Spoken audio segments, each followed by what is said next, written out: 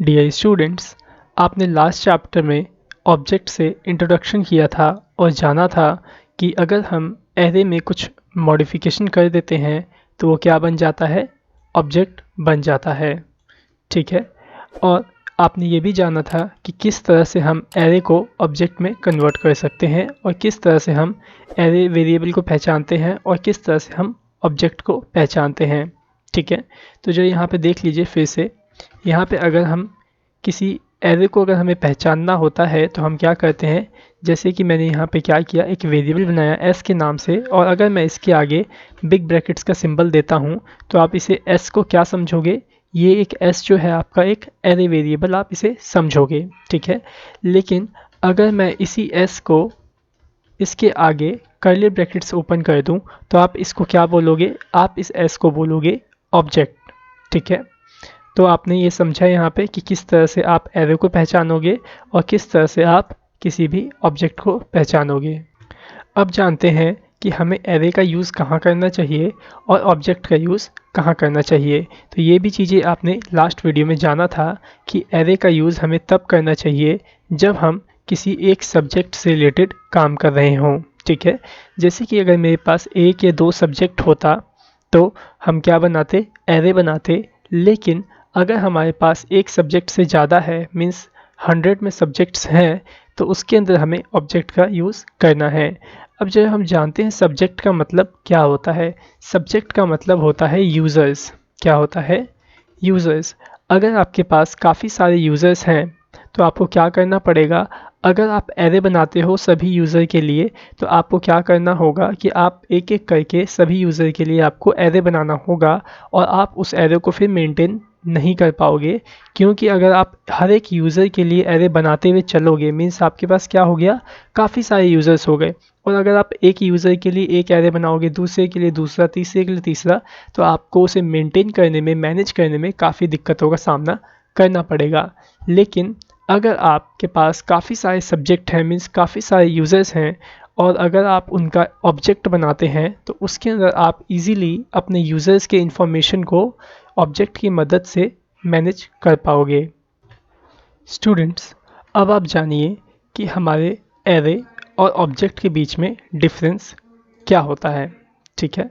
तो जैसे कि यहाँ पे देखिए, अगर आप कोई एरे बनाते हो तो आपको इसमें क्या फैसिलिटी मिलती है, आपको एक एरे का ग्रुप मिल जाता है, और इस ग्रुप में जैसे कि कितने डेटा हैं, 3 डेटा है, तो आपको क्या मिलता है, ये जो रैम है आपकी, इस रैम का 3 मेमोरी ब्लॉक आपको मिल जाता है, जिसके अंदर जो आपकी डेटा है, जैसे इसके अंदर 12, इसमें आपका अमित और इसमें आपका कैरेक्टर इस तरह से स्टोर हो जाता है। ठीक है। और यहाँ पे जो आपको ग्रुप मिलता है वो किस नाम से मिलता है, जिस नाम से आपने अपना एरे बनाया होता है। ठीक है।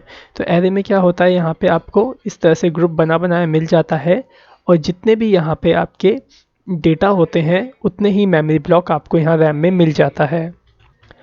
अब अगर यहाँ पे किसी भी डेटा को अगर आप निकालना चाहते हो तो आप कैसे निकालते हो, आप यहाँ पे क्या करते हो, जैसे कि आपको अमित डेटा निकालना है। ठीक है। अमित का जो डेटा है यहाँ पे आपने राइट कर रखा है, इस एरे में से आप अमित डेटा को निकालना चाहते हो, तो आप क्या करते हो, यहाँ पे जो वेरिएबल आपने बनाया है इस वेरिएबल का नेम ऐसे लिखते हो, और इसके अंदर आप इंडेक्सिंग नंबर को इस तरह से पास कर देते हो बिग ब्रैकेट्स के अंदर, जिससे कि जो ये आपका डेटा है वो निकल जाता है।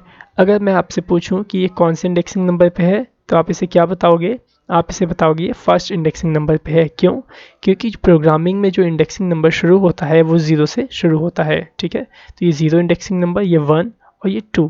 तो अगर आपको इस अमित को निकालना है तो आप यहाँ पे क्या राइट करोगे, ये आपका वेरिएबल का नेम, एरे वेरिएबल का नेम, और उसके साथ बिग ब्रैकेट्स का सिंबल दोगे, और यहाँ पे आप इस डेटा को फेच कर लोगे। ठीक है। तो आपको मैं यहाँ पे एक बात बता दूं कि एरे के अंदर आप इंडेक्सिंग नंबर का यूज़ करके डेटा को फेच करते हो, डेटा को निकालते हो। क्यों, क्योंकि एरे में एक बाय डिफ़ॉल्ट फैसिलिटी आपको मिलती है कि जितने डेटा आप यहाँ पे स्टोर करोगे उसी के अकॉर्डिंगली इंडेक्सिंग नंबर यहाँ पे आपको मिल जाएगा। मीन्स जो आप ये पहला बॉक्स देख रहे हो, पहला मेमोरी ब्लॉक, इसका नाम ऑटोमेटिकली बाय डिफ़ॉल्ट ये डिफ़ाइन हो जाएगा। पहले तो आपका एरे का नेम, ठीक है, क्योंकि यहाँ पे हमने ए नाम से वेरिएबल बनाया है, एरे का नेम आ जाएगा, और A0 करके यहाँ पे आपका जो ये वाला मेमोरी ब्लॉक है इसका नेम असाइन हो जाएगा। ठीक है, इस वाले का क्या नाम असाइन होगा, इस वाले का नाम असाइन होगा A1, इसका नाम असाइन होगा क्या, A2। ठीक है, तो यहाँ पे ये जो नाम असाइन हो रहे हैं जरा आप देख रहे हैं यहाँ पे, जब हम एरे बनाते हैं डेटा को स्टोर करते हैं, तो डेटा को जब हम स्टोर करते हैं तो उसके लिए जो मेमोरी ब्लॉक क्रिएट होता है, तो उस मेमोरी ब्लॉक के नाम देखो बाय डिफ़ॉल्ट अपने आप यहाँ पे आ जाते हैं इंडेक्सिंग नंबर के माध्यम से। ठीक है, तो जैसे यहाँ पे देखो क्या नाम आया, A0 से आप इसे एक्सेस कर लेते हो, A1 से इसे, और A2 से इसे।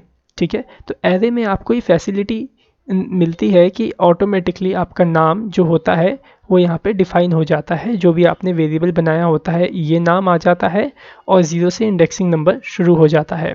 ठीक है, तो यहाँ पे क्या हो रहा है, यहाँ पे एरे में आपको ये फैसिलिटी मिल जाती है कि यहाँ पे जो आपका मेमोरी ब्लॉक का नाम है आपको डिफ़ाइन करने की ज़रूरत नहीं पड़ती, बाय डिफ़ॉल्ट यहाँ पे आपके मेमोरी ब्लॉक का नाम डिफ़ाइंड मिलता है, जिसे कि आप लिख करके उसके डेटा को एक्सेस कर पाते हो। लेकिन ऑब्जेक्ट में ऐसा नहीं होता है। ठीक है, ऑब्जेक्ट में आपको क्या करना होता है, जो ये नाम आप देख रहे हो ये नाम भी आपको खुद डिफ़ाइन करना होता है और डेटा भी आपको खुद ही डिफ़ाइन करना होता है। ठीक है, जैसे कि अगर यहाँ पे आप कोई ऑब्जेक्ट बनाते, ठीक है, जैसे कि यहाँ पे आप कुछ इस तरह से कोई ऑब्जेक्ट बनाते, तो उसमें क्या होता, आपको अपना इंडेक्सिंग नंबर, देखो यहाँ पे तो हम क्या कर रहे हैं, इंडेक्सिंग नंबर राइट कर रहे हैं, तो वहाँ पे इंडेक्सिंग नंबर की जगह मीन्स आपको नाम भी खुद ही राइट करना पड़ता और उसका डेटा भी आपको खुद ही राइट करना पड़ता। ठीक है, एक तरीके से यहाँ पे देखो क्या हो रहा है, ये इंडेक्सिंग नंबर है।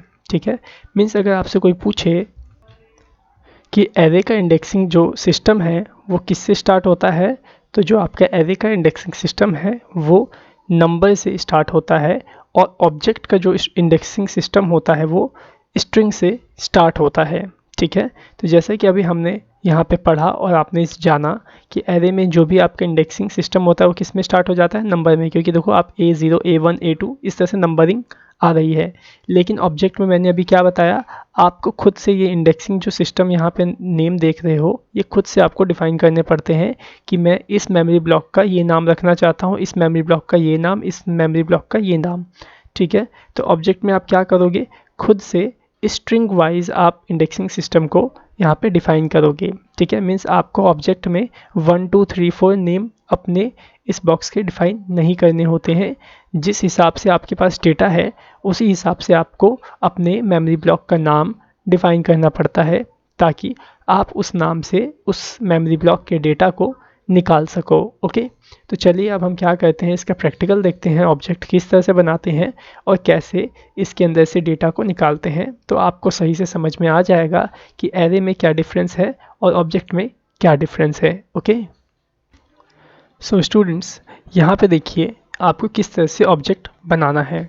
सो मैं यहाँ पे यूज़ करूँगा सबसे पहले वेर कीवर्ड का, और यहाँ पे मैं क्या करता हूँ, एक स्टूडेंट के नाम से ऑब्जेक्ट क्रिएट करता हूँ। ठीक है, स्टूडेंट मैंने राइट किया, उसके बाद असाइनमेंट ऑपरेटर के बाद मैं यहाँ पे कर्ली ब्रैकेट्स का चित्र दूंगा। ठीक है, इतना देने का मतलब क्या है कि हमने इस स्टूडेंट को क्या बना दिया, ऑब्जेक्ट बना दिया। अब आप इस स्टूडेंट को वेरिएबल नहीं कह सकते, क्योंकि ये वेरिएबल अब नहीं कहलाएगा।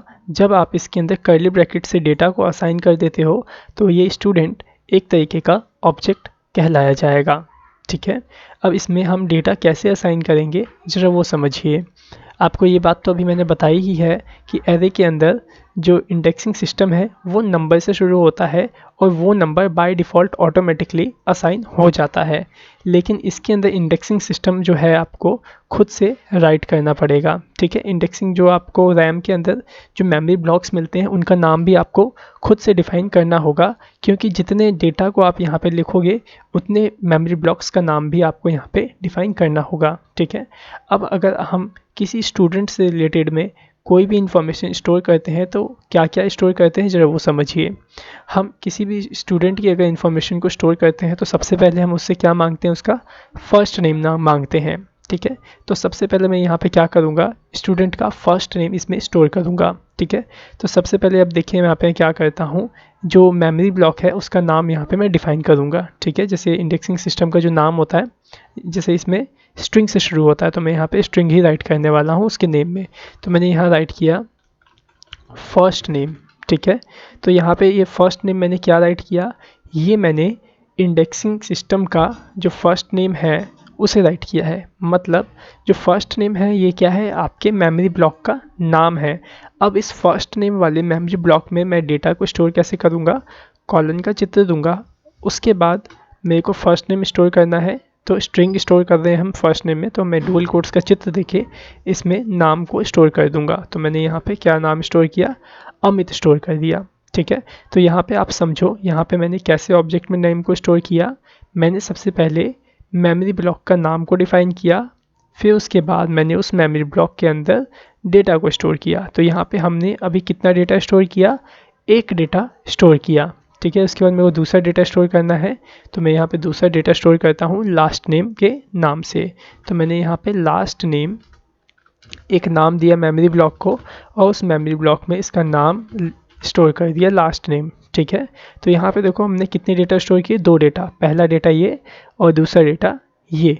तो हम यहाँ पे क्या कर रहे हैं, कॉमा से हर एक डेटा को सेपरेट करते हुए चल रहे हैं।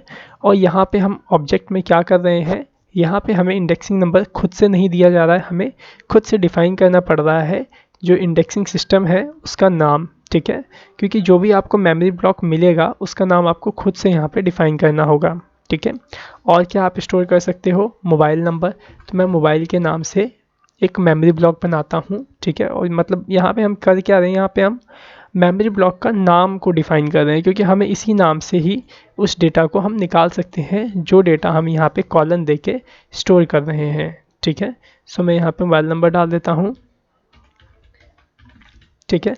तो देखो मोबाइल नंबर आप डुअल कोट्स में राइट नहीं करोगे, क्योंकि जो मोबाइल नंबर होता है उसे आप सिंपली इस तरह से ही राइट करते हो, ठीक है। लेकिन अगर कोई स्ट्रिंग है तो आप उसे डुअल कोट्स में राइट करोगे, और अगर कैरेक्टर है तो आप उसे सिंगल कोट्स में राइट करोगे, ठीक है। अब यहाँ पे देख रहे हैं आप, इस तरह से राइट हो गया। अब जानते हैं कि जो हमने यहाँ पे डेटा को स्टोर करके रखा है अपने इस ऑब्जेक्ट के अंदर, हम इसे प्रिंट कैसे करें, ठीक है। तो जरा वो देखिए, अगर मैं यहाँ पे विंडो डॉट अलर्ट से मैं अगर प्रिंट करवाना चाहता हूँ इस कुमार को, ठीक है, इस कुमार वाले डेटा को। अब जरा बताइए, ये जो कुमार वाला डेटा है कौन से इंडेक्सिंग नंबर पे है, फर्स्ट इंडेक्सिंग नंबर पे है। लेकिन आपको ये बात भी पता है कि ऑब्जेक्ट के अंदर इंडेक्सिंग नंबर नहीं, इंडेक्सिंग नेम होते हैं, ठीक है। मीन्स तो यहाँ पे इंडेक्सिंग नेम मैंने क्या लिखा है, लास्ट नेम लिखा हुआ है, ठीक है। तो मैं इस कुमार वाले वैल्यू को कैसे प्रिंट करूँगा जरा वो देखिए। तो यहाँ पे सबसे पहले क्या करोगे आप, ऑब्जेक्ट का नेम राइट करोगे, ठीक है। तो मैं यहाँ पे ऑब्जेक्ट का नेम राइट किया। उसके बाद मैं इनमें से कौन सा डेटा निकालना चाहता हूँ, लास्ट नेम वाला डेटा निकालना चाहता हूँ, ठीक है। तो आप यहाँ पे डॉट ऑपरेटर का सिंबल दे करके लास्ट नेम को आप ऐसे राइट कर दोगे, ओके। और यहाँ पे मैं इसे टर्मिनेट कर देता हूँ। अगर अब मैं इसे सेव करके रन करता हूँ तो देखिए यहाँ पे हमें क्या प्रीव्यू होता है। तो देखो मैंने इसे रिलोड किया और मेरे को क्या डेटा मिला, यहाँ पे कुमार प्रिंट हो गया, ठीक है। मैं चाहता हूँ मोबाइल को प्रिंट करवाना, तो मैं यहाँ पे लास्ट नेम को हटा दूंगा और यहाँ पे क्या राइट करूँगा, मोबाइल को इस तरह से राइट कर दूंगा। क्यों, क्योंकि जो मैंने मोबाइल यहाँ पे लिखा है ये क्या है, मेरे मेमोरी ब्लॉक का नाम है, और मैं क्या चाहता हूँ, मोबाइल वाले मेमोरी ब्लॉक का वैल्यू प्रिंट करवाना चाहता हूँ, जो कि कहाँ पे है, एक स्टूडेंट नाम के ऑब्जेक्ट के अंदर स्टोर हो रखा है, ठीक है। तो हमने क्या किया, स्टूडेंट नाम के ऑब्जेक्ट के अंदर से मोबाइल वाले मेमोरी ब्लॉक की वैल्यू को प्रिंट करवा दिया विंडो डॉट अलर्ट से, ठीक है। सेव करता हूँ और यहाँ पे देखो फिर से रन करता हूँ, तो देखो यहाँ पे क्या प्रिंट हुआ, मोबाइल नंबर प्रिंट हो गया, ठीक है। लेकिन आपको एक बात याद रखनी है, जिस तरह से हम एरे के अंदर करते थे, अगर यहाँ पे एरे होता तो हम क्या करते, अगर हमें मोबाइल प्रिंट करवाना होता तो हम यहाँ पे बिग ब्रैकेट्स का सिंबल देते, ठीक है। और इसके अंदर क्या राइट करते, इंडेक्सिंग नंबर को राइट करते। तो मुझे बताओ मोबाइल जो है आपका कौन से इंडेक्सिंग नंबर पे है, तो मोबाइल हमारा सेकंड इंडेक्सिंग नंबर पे है। तो अगर मैं यहाँ 2 लिख के सेव करके रन करता तो क्या होता, मेरा मोबाइल नंबर प्रिंट हो जाता। लेकिन कब, जब हम एरे बनाए होते। लेकिन ये एरे नहीं है, ये क्या है, हमारा ऑब्जेक्ट है, ठीक है। आपको याद होगा जब हम एरे बनाते थे और हम चाहते थे कि जितना भी यहाँ डेटा है इसके अंदर, एरे के अंदर या इस ऑब्जेक्ट के अंदर, अगर हम चाहते थे कि एरे के अंदर का सारा डेटा प्रिंट हो जाए तो हम क्या करते थे, बिना इंडेक्सिंग नंबर के हम एरे का नाम लिख देते थे, ठीक है, और उसे सेव करके रन करते थे। तो क्या होता था, जितनी भी वैल्यू होती थी उस एरे के अंदर वो सब प्रिंट हो जाती थी। लेकिन ऑब्जेक्ट में ऐसा नहीं है। ऑब्जेक्ट में आप सबकी वैल्यू को एक साथ प्रिंट नहीं कर सकते। देखो मैं अभी इसे सेव करके रन करूँगा तो देखना ये सब प्रिंट नहीं होगा, बल्कि कुछ और ही प्रिंट हो जाएगा, ठीक है। तो देखो यहाँ पे क्या प्रिंट हुआ, ऑब्जेक्ट ऑब्जेक्ट प्रिंट हुआ। मीन्स ये क्या करता है, ऑब्जेक्ट ही सिर्फ, मतलब ये बताया इसने हमें कि जो स्टूडेंट हमने राइट किया है ये क्या है, एक ऑब्जेक्ट है, ठीक है। इसकी वैल्यू को ये निकाल के नहीं देता, ठीक है। लेकिन हम चाहते हैं कि इस ऑब्जेक्ट में जितनी भी वैल्यू हमने राइट कर रखी हैं ये सब प्रिंट हो। तो आपको क्या करना होगा, सबको एक एक करके इसमें राइट करके प्रिंट करवाना होगा। जैसे कि देखो मैं चाहता हूँ फर्स्ट नेम प्रिंट हो, तो आप क्या करोगे, स्टूडेंट ऑब्जेक्ट में जो आप ये डॉट ऑपरेटर देखते हो ना, आप इसको में प्रोनाउंस करना हमेशा हर जगह पे, क्योंकि ना हर जगह इसका यही यूज़ होता है, ठीक है। तो अब देखो हम यहाँ पे क्या कर रहे हैं, स्टूडेंट ऑब्जेक्ट में एक फर्स्ट नेम नाम से हमने एक मेमोरी ब्लॉक बनाया है, उस मेमोरी ब्लॉक का डेटा मेरे को प्रिंट करवाना है। तो मैं यहाँ पे फर्स्ट नेम लिख दूंगा। अब मेरे को क्या प्रिंट करवाना है, इसी के साथ साथ लास्ट नेम भी प्रिंट करवाना है। तो आप यहाँ क्या करो, यहाँ पे आप एडिशन ऑपरेटर का चित्र दो और यहाँ पे आप राइट कर दो फिर से, हम स्टूडेंट ऑब्जेक्ट के अंदर से लास्ट नेम वाले मेमोरी ब्लॉक को प्रिंट करवाना चाहते हैं। तो यहाँ पे ये भी प्रिंट हो जाएगा। फिर से आप एडिशन ऑपरेटर दो, फिर आप यहाँ पे डिफाइन करो स्टूडेंट ऑब्जेक्ट के अंदर से हम मोबाइल नंबर वाले मेमोरी ब्लॉक को यहाँ पे प्रिंट करवाना चाहते हैं। तो बस अब यहाँ पे हमने क्या किया, तीनों को निकाल तो लिया, साथ ही साथ हमने बीच में एडिशन ऑपरेटर का भी चित्र दिया है। क्यों हमने एडिशन ऑपरेटर का चित्र दिया है, क्योंकि जो ये डेटा है ये अलग मेमोरी ब्लॉक में है, ये डेटा अलग मेमोरी ब्लॉक में, और ये डेटा आपका अलग मेमोरी ब्लॉक में स्टोर है, ठीक है। अब अगर मैं देखो इसे सेव करता हूँ और इसको रन करूँ तो देखिएगा ये तीनों डेटा है वो हमारा यहाँ पे प्रिंट हो जाएगा, ठीक है। तो यहाँ पे देखो प्रिंट हो गया अमित कुमार, और ये फ़ोन नंबर भी प्रिंट हो गया है, ओके। अब जो देखिए मैं चाहता हूँ जो ये फर्स्ट नेम आया है मेरा अमित कुमार, सॉरी सिर्फ अमित आया है, जो इस अमित के आगे मैं लिखना चाहता हूँ माई नेम इज़, ठीक है। तो वो आप कैसे ऐड करोगे जो वो देखो, आप इसी के आगे यहाँ पे डुअल कोट्स के अंदर राइट करो माई नेम इज़ अमित, ठीक है। अमित तो इससे आ जाएगा, ठीक है। अमित किससे आ जाएगा, स्टूडेंट फर्स्ट नेम जो हमने लिखा है इससे आ जाएगा, ठीक है। तो हमें क्या ऐड करना है, माई नेम इज़ को ऐड करना है। और अगर आपको दो अलग अलग डेटा को एक साथ अटैच करना होता था, कंकैटिनेट करना होता तो हम क्या करते थे, एडिशन ऑपरेटर का चित्र देते थे। तो यहाँ पे आप एडिशन ऑपरेटर का चित्र दे दो, ठीक है। सेव करके रन करो तो देखो ये भी आपका सक्सेसफुली वर्क करेगा। तो देखो यहाँ पे आ गया माई नेम इज़ अमित। अब मैं चाहता हूँ अमित और कुमार के बीच में स्पेस आए, तो वो कैसे होगा जब वो देखो, तो जो यहाँ पे जिस तरह से आपने यहाँ पे स्ट्रिंग को ऐड किया है ना, वैसे ही आप इन दोनों के बीच में भी स्ट्रिंग को ऐड कर दो, ठीक है।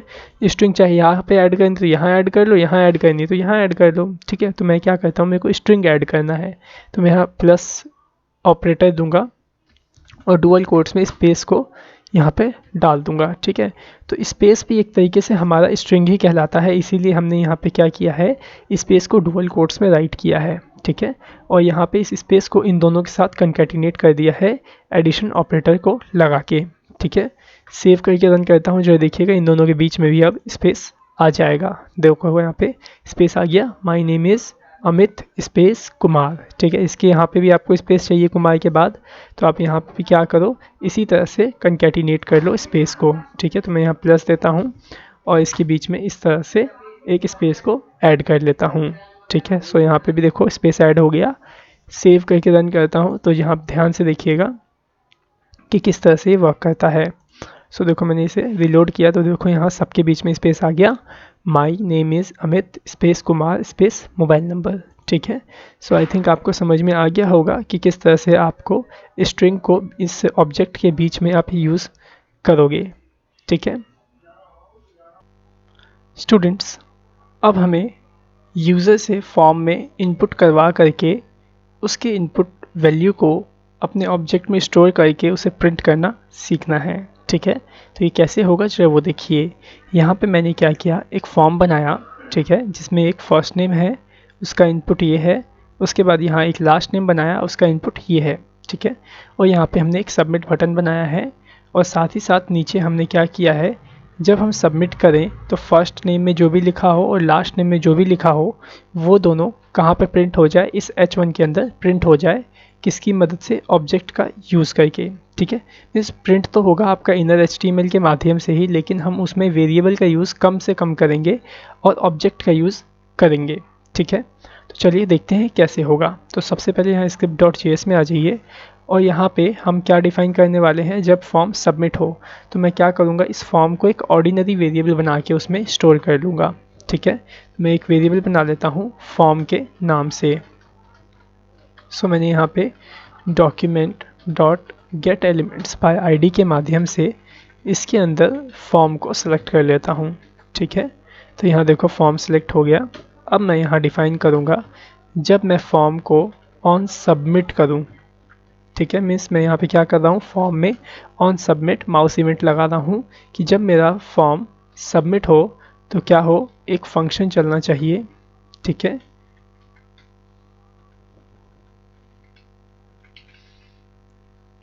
ठीक है, तो यहाँ पे हमने क्या किया, जब हमारा फॉर्म सबमिट हो तो क्या हो, एक फंक्शन कॉल हो जाए। ठीक है, अब फंक्शन कॉल होगा तो फॉर्म के अंदर की जो भी इंस्ट्रक्शन होगी वो एग्जीक्यूट करेगी।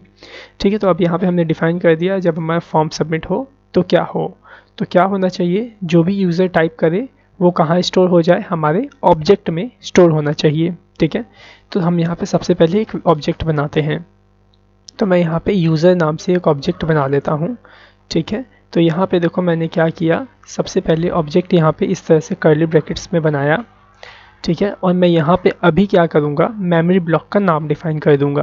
तो मैं नाम डिफ़ाइन कर लेता हूँ फर्स्ट नेम। ठीक है, फिर कॉमा दूँगा, यहाँ डिफ़ाइन कर देता हूँ लास्ट नेम और यहाँ फिर से कॉमा देके रिज़ल्ट को स्टोर कर लेता हूँ। ठीक है, तो अभी देखो मैंने यहाँ पे किया क्या है, जो ध्यान से समझिएगा। यहाँ पे मैंने यूज़र नाम का एक ऑब्जेक्ट बनाया और उसके अंदर मैंने 3 मेमोरी ब्लॉक को बनाया और वहाँ पे मैंने तीनों मेमोरी ब्लॉक का जो नाम है वो डिफ़ाइन कर दिया। यहाँ पे मैंने फर्स्ट नेम के मेमोरी ब्लॉक के अंदर कोई भी डेटा को अभी स्टोर नहीं किया है। यहाँ पे सिर्फ मैंने क्या किया है, मेमोरी ब्लॉक को बना करके उसका नाम को असाइन करके यहाँ पे छोड़ दिया है। ठीक है, इसके अंदर हम डेटा बाद में इंसर्ट करेंगे आफ्टर डिक्लेरेशन के मेथड से। याद होगा आपको, जब हम एरे बनाते थे तो उसके अंदर भी हम आफ्टर डिक्लेरेशन करते थे जब हम फॉर्म से डेटा निकालते थे तो। ठीक है, तो यहाँ पे भी हम यही करने वाले हैं। कैसे हम इसके अंदर डेटा स्टोर करेंगे आफ्टर डिक्लेरेशन में, ज़रा वो देखिए। यूज़र नाम के ऑब्जेक्ट के फर्स्ट नेम वाले इंडेक्सिंग सिस्टम को, मीन्स फर्स्ट नेम वाले जो आपका मेमोरी ब्लॉक है उसके अंदर मैं स्टोर करूँगा जो भी यूज़र ने इसमें टाइप किया होगा इस इनपुट में। ठीक है, तो मैं यहाँ पे उसे स्टोर कर लेता हूँ। कैसे स्टोर करूँगा, document dot gate elements bye ID के माध्यम से उसके अंदर जो ID राइट है, फर्स्ट ID राइट है फर्स्ट नाम से, उसकी मैं वैल्यू को इसमें स्टोर कर दूँगा। ओके, तो देखो मैंने यहाँ पे क्या किया, फर्स्ट नेम जो है आपका मेमोरी ब्लॉक यूज़र वाले ऑब्जेक्ट के अंदर, इसके अंदर मैंने क्या किया है, जो आपकी वैल्यू है फर्स्ट नेम वाली वैल्यू, उसको हमने इसमें स्टोर कर दिया है। ठीक है, तो यहाँ पे देखो यहाँ पे जो ID की स्पेलिंग थी वो गलत थी, मैं इसे सही कर लेता हूँ फर्स्ट। ठीक है, उसके बाद हम यहाँ पे क्या करेंगे, यूज़र के जो लास्ट नेम वाला मेमोरी ब्लॉक है, तो मैं यहाँ लास्ट नेम वाले मेमोरी ब्लॉक को सिलेक्ट करके इसके अंदर क्या डिफ़ाइन कर देता हूँ, जो इस वाले लास्ट वाले इनपुट में टाइप होगा। तो लास्ट वाले की ID क्या है, लास्ट। ठीक है, सो मैं इसके अंदर भी document dot gate elements bye ID के माध्यम से लास्ट वाले इनपुट को सेलेक्ट कर लेता हूँ। ठीक है, कुछ इस तरह से, और इसमें जो भी टाइप होगा उसकी वैल्यू को भी मैं इसके अंदर स्टोर करके रख दूंगा यूज़र डॉट लास्ट नेम वाले मेमोरी ब्लॉक के अंदर। ठीक है, अब देखो अब क्या करना है हमें, इस रिज़ल्ट के अंदर हमें क्या चाहिए, इन दोनों का टोटल, मीन्स इन दोनों जो भी इन दोनों में टाइप हुआ होगा वो चाहिए हमें इस रिज़ल्ट के अंदर। ठीक है, तो कैसे स्टोर करेंगे रिज़ल्ट में, जरा वो देखो। यहाँ पे मैं सबसे पहले ये हमारा ऑब्जेक्ट को वैल्यू जो है, ऑब्जेक्ट जो है उसे टाइप करूँगा, यूज़र ऑब्जेक्ट में से रिज़ल्ट को इस तरह से एक्सेस करूँगा और इसमें मैं स्टोर करके रख लेता हूँ अपने H1 एलिमेंट को। ठीक है, document dot gate elements bye ID, और H1 में मैंने ID की वैल्यू रिज़ल्ट को डिफ़ाइन कर रखा है। ठीक है। तो अब देखो मेरे को h1 की वैल्यू नहीं चाहिए क्योंकि h1 तो एक एलिमेंट है, ठीक है, कोई इनपुट बॉक्स नहीं है जो मैं उसकी वैल्यू निकालूंगा, ठीक है। तो मैंने यहाँ पे क्या किया, यूज़र रिज़ल्ट के अंदर मैंने इस h1 को, किस h1 को, इस वाले h1 को सेलेक्ट करके रख लिया। तो अब हमें क्या करना है, इस h1 में क्या राइट करना है, हमें फर्स्ट नेम और लास्ट नेम को राइट करना है। तो मैं यहाँ पे क्या करूँगा, यूज़र रिज़ल्ट को दोबारा से एक्सेस करूँगा और इसके अंदर अब क्या है, इसके अंदर हमारा h1 अब स्टोर हो रखा है। क्यों? क्योंकि देखो जब मैंने पहले एक्सेस किया था यहाँ पे तो हमारा जो यूज़र वाला रिज़ल्ट है मेमोरी ब्लॉक ये खाली था, फिर हमने इसमें क्या डाल दिया, h1 को डाल दिया। और अब मैं यहाँ पे अगर यूज़र रिज़ल्ट लिखता हूँ तो यहाँ पे मैंने क्या राइट किया है, h1 राइट किया है, ठीक है। तो मैं इस h1 के अंदर इनर HTML यूज़ करूँगा, ठीक है, और कुछ इस तरह से। और इस इनर HTML के माध्यम से मैं किसको डिफाइन कर दूँगा, मैं यहाँ पे यूज़र से फर्स्ट नेम को निकाल के इसमें राइट कर दूँगा और साथ ही साथ कंकैटिनेट कर दूँगा यूज़र के लास्ट नेम को, ठीक है। तो मैंने कुछ इस तरह से यहाँ पे लास्ट नेम को डाल दिया, ठीक है। तो आई थिंक आप समझ गए कि किस तरह से मैंने यहाँ पे प्रोग्राम किया ऑब्जेक्ट की मदद से। अगर नहीं समझ में आया तो दोबारा से आप इसे समझिए कि मैंने कैसे किया है, ओके।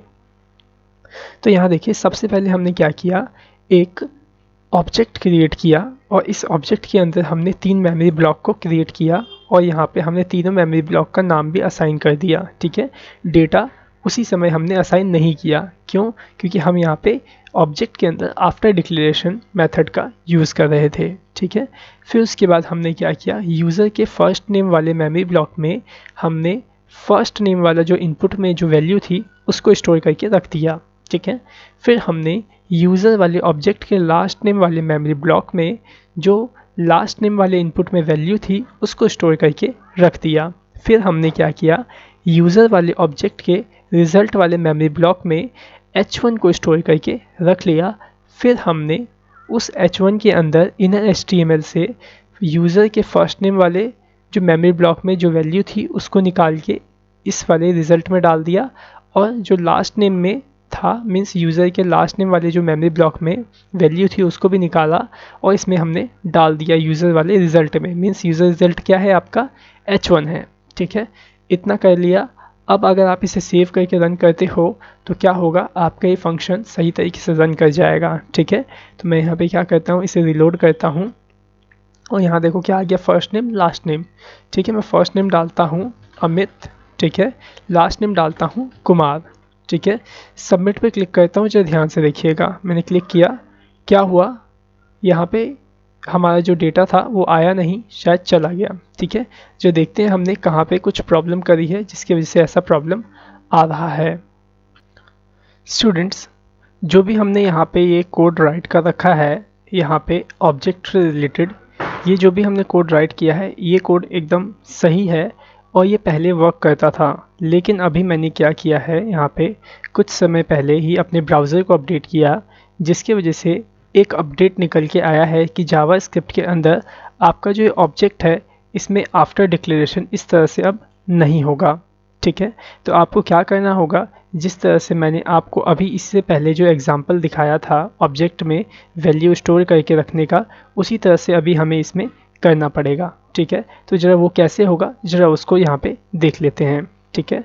तो यहाँ पे देखिए ज़रा। सो हमने यहाँ पे क्या किया, हमने यहाँ पे यूज़र को निकाला और इसमें फर्स्ट नेम को इस तरह से लगा करके हमने यहाँ पे वैल्यू स्टोर किया, ठीक है। तो आप यहाँ करो, सबसे पहले इसको इस तरह से एंटर करके नीचे ले आओ और यहाँ पे हमने जो first name last name result इस तरह से राइट किया है एक लाइन में, इसको अब हम थोड़ा सिस्टमेटिक बनाने वाले हैं जिससे कि हम ड्यूरिंग डिक्लेरेशन के अंदर ही अपने ऑब्जेक्ट के सभी वैल्यू को स्टोर कर सकें सही तरीके से, ठीक है।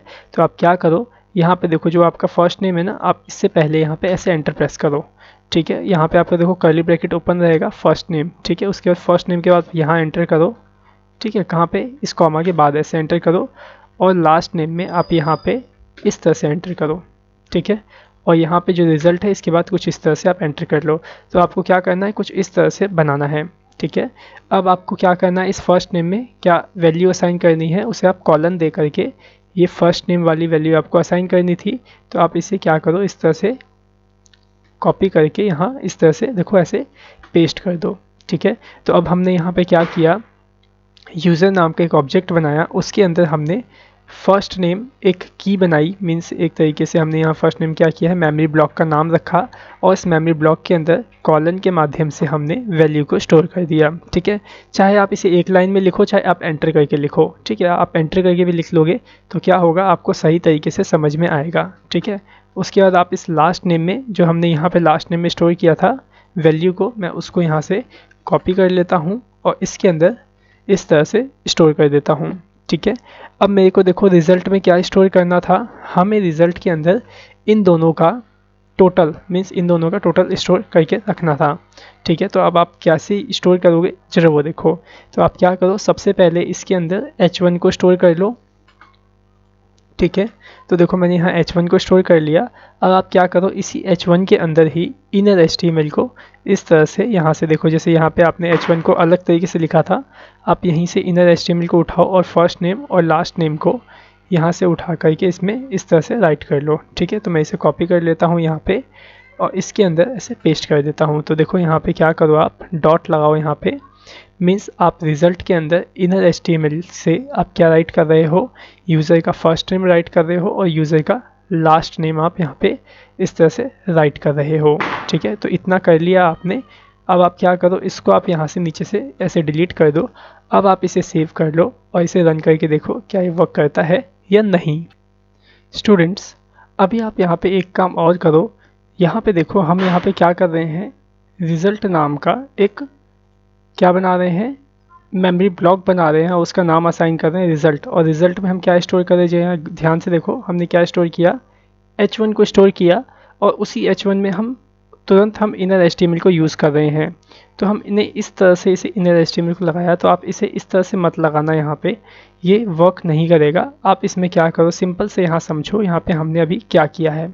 ठीक है, हमने यहाँ पे क्या किया है, इस फर्स्ट नेम वाले ये मेमोरी ब्लॉक में हमने फर्स्ट नेम की वैल्यू असाइन कर ली, लास्ट नेम में लास्ट नेम की वैल्यू असाइन कर ली और इस रिज़ल्ट के अंदर जिसमें हमें रिज़ल्ट देना है उस एलिमेंट को हमने असाइन करके इसमें रख लिया। ठीक है, तो ये यूज़र एक जो ऑब्जेक्ट है, ये हमारा यूज़र एक ऑब्जेक्ट बन गया। ठीक है, अब आप क्या करो, इस रिज़ल्ट वाले ऑब्जेक्ट के अंदर इनर HTML आप इस वेरिएबल के बाहर असाइन करोगे यहाँ पे। ठीक है, अब ये कैसे होगा जरा देखो, मैं यहाँ टाइप करता हूँ इस तरह से। देखिए आप क्या करोगे, सबसे पहले यूज़र वाले ऑब्जेक्ट को कॉल करोगे और फिर उसके अंदर से रिज़ल्ट वाले मेमोरी ब्लॉक को निकालोगे। ठीक है, तो इतना लिखने का मतलब क्या होता है, अगर मैं इतना लिखता हूँ यूज़र डॉट रिज़ल्ट, तो यहाँ पे ये क्या लिखा हुआ है, h1 लिखा है। ठीक है, तो आप इस h1 में कैसे असाइन करोगे इनर HTML, तो आप यहाँ डॉट देके इनर HTML को इस तरह से पास करो। ठीक है, और आप इसमें डिफ़ाइन किसे करोगे, फर्स्ट नेम को और लास्ट नेम वाले जो भी इनपुट आया होगा उसको। ठीक है, तो कैसे डिफ़ाइन करोगे, आप यहाँ लिखोगे यूज़र नाम के ऑब्जेक्ट के अंदर से जो फर्स्ट नेम वाला मेमोरी ब्लॉक है, कौन सा वाला, फर्स्ट नेम वाला मेमोरी ब्लॉक, उसकी वैल्यू हमें यहाँ चाहिए। तो मैंने क्या किया, यहाँ पे यूज़र वाले ऑब्जेक्ट की फर्स्ट नेम वाली वैल्यू को निकाल के रख दिया। अब मेरे को लास्ट नेम भी चाहिए, तो मैं कंकैटिनेट करूँगा यूज़र ऑब्जेक्ट से लास्ट नेम, इस तरह से मैं निकाल लूँगा। ठीक है, तो यहाँ पे आपको क्या करना है, आई थिंक आप समझ गए होंगे। यहाँ पे आपको आफ्टर डिक्लेरेशन नहीं करना है, यहाँ पे आपको ड्यूरिंग डिक्लेरेशन ही करना है ऑब्जेक्ट के केस में भी। ठीक है, तो सिंपल से हमने यहाँ पे क्या किया, वेरिएबल बनाया फर्स्ट नेम लास्ट नेम और रिज़ल्ट के नाम से। ठीक है, एक्चुअली ये वेरिएबल नहीं, हमने मेमोरी ब्लॉक्स बनाए हैं, यूज़र के नाम का तो हमने ऑब्जेक्ट क्रिएट किया। ठीक है, अगर आपको इस तरह से समझ नहीं आ रहा तो मैं इसे एक लाइन में करता हूँ, जरा वो ध्यान से देखिएगा किस तरह से आपको ये दिखाई देगा। ठीक है, तो यहाँ पे देखो आप कैसे ऑब्जेक्ट बनाते थे, आप क्या करते थे, यहाँ पे सबसे पहले आप वेर कीवर्ड यूज़ करते थे और सिंपली अपने ऑब्जेक्ट का जो नाम होता था वो डिफ़ाइन कर देते थे। ठीक है, उसके बाद आप क्या करते थे, अपने indexing number means indexing string को जनरेट करते थे यहाँ पे अपने मेमोरी ब्लॉक को। तो यहाँ पे हमने क्या किया, फर्स्ट नेम वाला मेमोरी ब्लॉक बनाया और कॉलन दे करके इसमें हमने किसे असाइन कर लिया, जो भी इनपुट में टाइप होगा फर्स्ट वाले उसकी वैल्यू को। ठीक है, फिर कॉमा देके हमने क्या किया, इस पहले डेटा को क्या किया, सेपरेट कर लिया। ठीक है, यहाँ से देखिए यहाँ तक आपका पहला डेटा सेपरेट हो गया। फिर कॉमा दे करके हमने क्या किया, यहाँ पे लास्ट नेम से एक मेमोरी ब्लॉक बनाया, उसका नाम रखा लास्ट नेम। फिर उसके अंदर हमने किसको स्टोर किया, लास्ट नेम वाले इनपुट को, वैल्यू को स्टोर कर लिया। ठीक है, तो यहाँ से लेके यहाँ तक हमारा कौन सा डेटा स्टोर हो गया, दूसरा डेटा लास्ट नेम वाले मेमोरी ब्लॉक में। ठीक है, फिर इसके बाद हमने क्या किया, तीसरा एक मेमोरी ब्लॉक बनाया रिजल्ट के नाम से, और इस रिजल्ट के अंदर हमने किसको स्टोर करके रखा, H1 टैग को, H1 एलिमेंट को। ठीक है, फिर उसके बाद हमने यहाँ पे क्या किया, नीचे हमने यूज़र डॉट रिज़ल्ट को एक्सेस किया। ठीक है, यूज़र डॉट रिज़ल्ट लिखने का मतलब क्या हुआ, H1 लिखा, H1 के अंदर हमने इनर HTML लगाया, और इनर HTML के माध्यम से हमने यूज़र ऑब्जेक्ट के फर्स्ट नेम वाले के वैल्यू को हमने यहाँ पे निकाल के इस तरह से लिख लिया। और यहाँ पे हमने दूसरे में क्या किया, यूज़र वाले ऑब्जेक्ट के अंदर से हमने लास्ट नेम वाले वैल्यू को निकाल के यहाँ रख लिया। ठीक है, अब अगर मैं इस फॉर्म को सबमिट करूँगा तो क्या होगा, पहले ये वेरिएबल एक ये ऑब्जेक्ट बनेगा आपका, फिर उसके बाद ऑब्जेक्ट के अंदर जो थर्ड मेमोरी ब्लॉक है उसके अंदर आपका H1 स्टोर होगा, और उस H1 के अंदर इनर HTML से जो फर्स्ट नेम वाले मेमोरी ब्लॉक में होगा वो राइट हो जाएगा, और जो लास्ट नेम वाले मेमोरी ब्लॉक में होगा वो राइट हो जाएगा। ठीक है, सो आपको इस तरह से कोडिंग करना है, जो मैंने अभी पहले आपको करवाया था आप उसे भूल जाइए। ठीक है, क्योंकि अभी मेरे को पता चला था कि इसका अपडेट आ गया है। ठीक है, तो अभी मैंने आपको ये बताया। ठीक है, जब ये वर्क नहीं कर रहा था तो ओके। सो मैं इसे सेव करता हूँ और इसे रन करके टेस्ट करता हूँ, देखते हैं कि ये वर्क करता है अब ये या नहीं। ठीक है, सो देखो मैंने यहाँ पे फर्स्ट नेम राइट किया और लास्ट नेम कुमार राइट किया, सबमिट पे मैं क्लिक करता हूँ तो यहाँ पे देखो क्या हुआ, अमित कुमार आया और चला गया। ठीक है, मीन्स रिटर्न हो गया हमारा रिजल्ट। तो मैं यहाँ पे क्या करूँगा, रिटर्न को फॉल्स कर दूँगा। ठीक है, बुलियन डेटा टाइप की मदद से। ठीक है, तो मैंने यहाँ पे क्या किया, रिटर्न फॉल्स इस तरह से राइट कर दिया। ओके, अब सेव करके रन करता हूँ। सो यहाँ पे देखिए मैं इसे रन करता हूँ, यहाँ से कुछ इस तरह से फर्स्ट नेम में डाला अमित कुमार, डाला सबमिट करता हूँ तो देखो यहाँ पे रिजल्ट आ गया मेरे पास अमित कुमार ऑब्जेक्ट के माध्यम से। ठीक है, सो आई थिंक उम्मीद करता हूँ आपको सही से समझ में आ गया होगा कि किस तरह से आप ऑब्जेक्ट का यूज़ करके फॉर्म के जो भी डेटा हो उसे आप प्रिंट करवा सकते हो। ठीक है, इस अमित कुमार के बीच में अगर आपको स्पेस चाहिए तो आप क्या करोगे, यहाँ पे कंकैटिनेट कर दोगे। ठीक है, तो मैं कंकैटिनेट कर देता हूँ किसको, इस स्पेस को।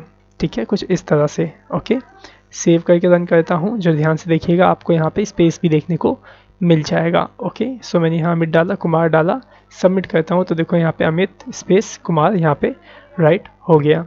ठीक है, सो उम्मीद करता हूँ कि आपको सही से समझ में आ गया होगा।